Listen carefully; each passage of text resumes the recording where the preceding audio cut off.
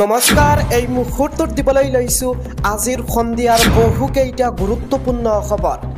আজি হৈছে 28 ছেপ্টেম্বৰ আৰু এই ধৰণৰ খবৰসমূহ নিতৌ চাবৰ বাবে চেনেলটো সাবস্ক্ৰাইব কৰি ভিডিঅ'টোত এটাকৈ লাইক কৰি দিব।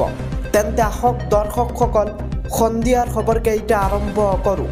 এই মুহূৰ্তত দিবলৈ লৈছো আজিৰ সন্ধিয়াৰ প্ৰথমটো খবৰ হৈছে এটা বিগ নিউজ, এটা ডাঙৰ খবৰ।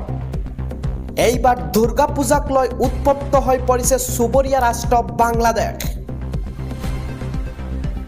হিন্দুক দুৰ্গা পূজা পাতিবলৈ নিদিয়াৰ হুংকাৰ মৌলবাদী সংগঠনৰ। ফটোৱা জাৰি কৰিছে একাংশ দল সংগঠনে। দুৰ্গা পূজা অনুষ্ঠিত কৰা, প্ৰতিমা বিসৰ্জন দিয়াত নিষেধাজ্ঞা কৰিছে চুবুৰীয়া ৰাষ্ট্ৰ বাংলাদেশত। কোনো হিন্দুক ছুটি দিয়া নহ'ব বুলি ফটোৱা জাৰি কৰিছে। মৌলবাদী সংগঠনৰ ভামুকিৰ পিছত ৰাজপথলৈ ওলাই আহিছে হিন্দু জনতা। ৰাজপথৰ প্ৰতিবাদ সাব্যস্ত কৰিছে সংখ্যালঘু হিন্দুৱে। এইবাৰ দুৰ্গা পূজাক লৈ উৎপত্ত পৰিস্থিতি সৃষ্টি হৈছে চুবুৰীয়া ৰাষ্ট্ৰ বাংলাদেশত।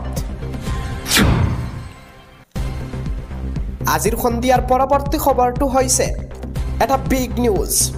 গুৱাহাটীৰ ছচল বৰমটৰিয়াত ভয়ংকৰ ঘটনা। কন্যাৰ হাতত প্ৰাণ গ'ল খুদ মহিলাৰ। আমি জনাই আছো এই মুহূৰ্তত এটা গুৰুত্বপূৰ্ণ খবৰ। টেনিছ খেলুৱৈ তানিয়া কুমাৰীয়ে হত্যা কৰিলে মাতৃ মঞ্জু দেৱীক। প্ৰতিযোগিতাত পোৱা ট্ৰফিৰে মৰিয়াই নিজ মাতৃক হত্যা কৰিছে টেনিছ খেলুৱৈ তানিয়া কুমাৰীয়ে। এই ঘটনাস্থান হৈছে ছচলৰ ৰূপকোঁৱৰ পথত। আমি জনাই আছো গুৱাহাটীৰ ছচলৰ ৰূপকোঁৱৰ পথৰ পূৰ্ণিমা মেনচন নামৰ এপাৰ্টমেণ্টত এই ভয়ংকৰ ঘটনা। পিতৃ মাতৃৰ সৈতে এপাৰ্টমেণ্টটোত বাস কৰিছিল তানিয়াই। পিতৃ দীপচন্দ্ৰ প্ৰসাদ পেছাত এগৰাকী টেনিছ প্ৰশিক্ষক। পিতৃ প্ৰশিক্ষণত ব্যস্ত থকাৰ সময়তে তানিয়াই হত্যা কৰিছে মাতৃক।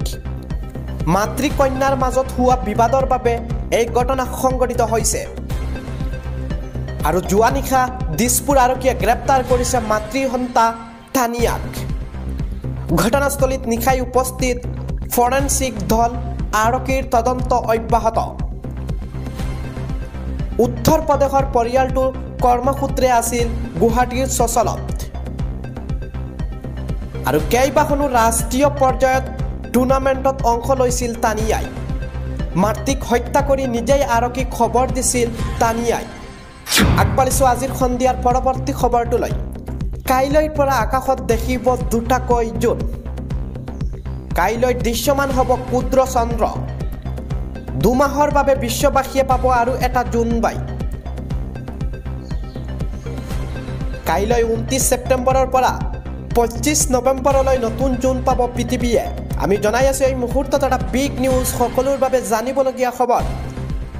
চলিত বৰ্ষৰ অৰ্থাৎ কাইলৈ 29 ছেপ্টেম্বৰ, কাইলৈৰ পৰা 25 নৱেম্বৰলৈ নতুন জোন পাব পৃথিৱীয়ে। নিজস্ব উপগ্ৰহ চন্দ্ৰৰ লগতে দৃশ্যমান হ'ব নতুন এই জোন। বিজ্ঞানীসকলে এই নতুন জোনক নামাকৰণ কৰিছে মিনি মুন বুলি। অৱশ্যে এই মিনি মুন পৃথিৱীৰ নতুন উপগ্ৰহ নহয়। সৌৰজগতত ঘূৰি ফুৰা ই এটা এষ্ট্ৰইড বা গ্ৰহাণুহে। পৃথিৱীৰ মধ্যাকৰ্ষণে 29 ছেপ্টেম্বৰত গ্ৰহণটো টানি আনিব কক্ষপথলৈ। পৰিগণিত 25 নৱেম্বৰ পৰ্যন্ত পৃথিৱীক প্ৰদক্ষিণ কৰি থাকিব গ্ৰহাণুটোৱে। 7 আগষ্টত আৱিষ্কাৰ হোৱা গ্ৰহাণুটোৰ নাম দিছিল 2024 PT5 আৰু দুমাহ পৃথিৱীৰ কক্ষপথত থাকি পুনৰ আন দিশে ধাৱমান হ'ব গ্ৰহাণুটো। অৱশ্য নিশা কোনো প্ৰান্ততে এই গ্ৰহাণুটো দৃশ্যমান হ'ব। খালী চকুৰে সূক্ষ্ম ধৰাৰ দৰেহে দেখা পাব 2024 PT5। টেলিস্কোপেৰে দুমাহৰ বাবে 2024 P25ক পৰ্যবেক্ষণৰ বাবে সাজু বিজ্ঞানী মহল। আগবাঢ়িছো আজিৰ সন্ধিয়াৰ পৰৱৰ্তী খবৰটোলৈ। কাইলৈ অনুষ্ঠিত হ'ব ADREৰ তৃতীয় আৰু চতুৰ্থ বৰ্গৰ পৰীক্ষা। আমি এই মুহূৰ্তত জনাই আছো এটা সুখবৰ। কাইলৈৰ পৰা অনুষ্ঠিত হ'ব ADREৰ তৃতীয় আৰু চতুৰ্থ বৰ্গৰ পৰীক্ষা অনুষ্ঠিত কৰাক লৈ আহিছে কেইবাটাও ডাঙৰ নিৰ্দেশনা পৰীক্ষাৰ্থীৰ তালাচী সন্দৰ্ভত জাৰি কৰা হৈছে নিৰ্দেশনা কি নীতি নিৰ্দেশনাত থাকিব তালাচীৰ ক্ষেত্ৰত পুৰুষ আৰু মহিলা পৰীক্ষাৰ্থীৰ তালাচীৰ বাবে পিতকে থাকিব পুৰুষ মহিলা আৰক্ষী পৰীক্ষাৰ্থীৰ মৰ্যাদা আৰু সন্মানহানি হোৱা কোনো কাৰ্য কৰিব নোৱাৰিব তালাচীৰ নামত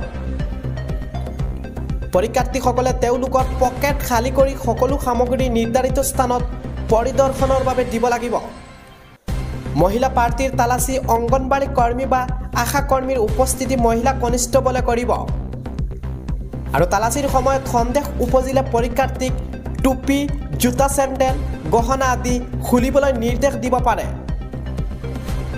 অনুমতি নথকা সামগ্ৰী পালে জব্দ কৰা হ'ব কোনো ইলেক্ট্ৰনিক ডিভাইচ বা অসৎ উপায় অৱলম্বন কৰা সামগ্ৰী নিলে গ্ৰহণ কৰিব ব্যৱস্থা আমি এই মুহূৰ্তত জনাই আছো এটা বিগ নিউজ নিষিদ্ধ সামগ্ৰী জব্দ হলে প্ৰাৰ্থীৰ বিৰুদ্ধে আইনী ব্যৱস্থা লোৱাৰ সম্ভাৱনা আছে মহিলাৰ তালাচীৰ ক্ষেত্ৰত CCTV ৰেকৰ্ডিং নিষিদ্ধ এনেদৰে গুৰুত্বপূৰ্ণ কেইবাটাও নিৰ্দেশনা জাৰি কৰিছে কিয়নো কাইলৈ 29 ছেপ্টেম্বৰ আৰু কাইলৈ ৰাজ্যত অনুষ্ঠিত হ'ব তৃতীয় আৰু চতুৰ্থ বৰ্গৰ ADREৰ পৰীক্ষা আপুনি কমেন্ট সেকশনত জনাব যদি পৰীক্ষা দি আছে কোনটো চেণ্টাৰত আপোনাৰ পৰীক্ষাৰ সেৱা পৰিছে আপুনি কমেন্টত মতামত জনাবলৈ নাপাহৰিব আগবাঢ়িছো আজিৰ সন্ধিয়াৰ পৰৱৰ্তী খবৰটোলৈ ডবকাৰ মদাৰতলিত ৩৬ নং ৰাষ্ট্ৰীয় ঘাইপথত ভয়ংকৰ দুৰ্ঘটনা এখন মালবাহী ট্ৰাকৰ পাছফালে খুন্দিয়ালে আন এখন মালবাহী ট্ৰাকে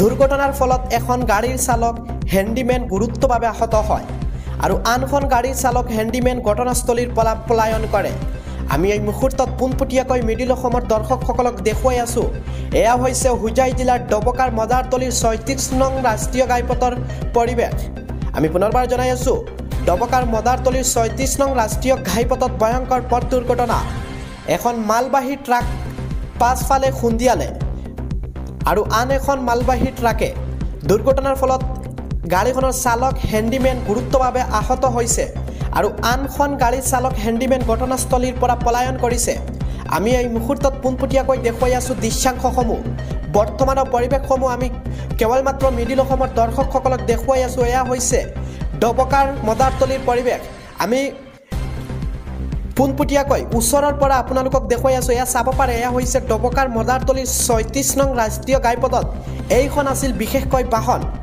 ৩৬ নং ৰাষ্ট্ৰীয় ঘাইপথত ভয়ংকৰ দুৰ্ঘটনা সংঘটিত হৈছে কিয়নো এখন মালবাহী ট্ৰাকৰ পাছফালে খুন্দিয়ালে আন এখন মালবাহী ট্ৰাকে আৰু তাৰ পিছত লগে গাড়ীখন এনেদৰে 4 লাইনত এনেদৰে ভাগৰি পৰে আৰু গাড়ীৰ যি চালক আৰু হেণ্ডিমেন আছে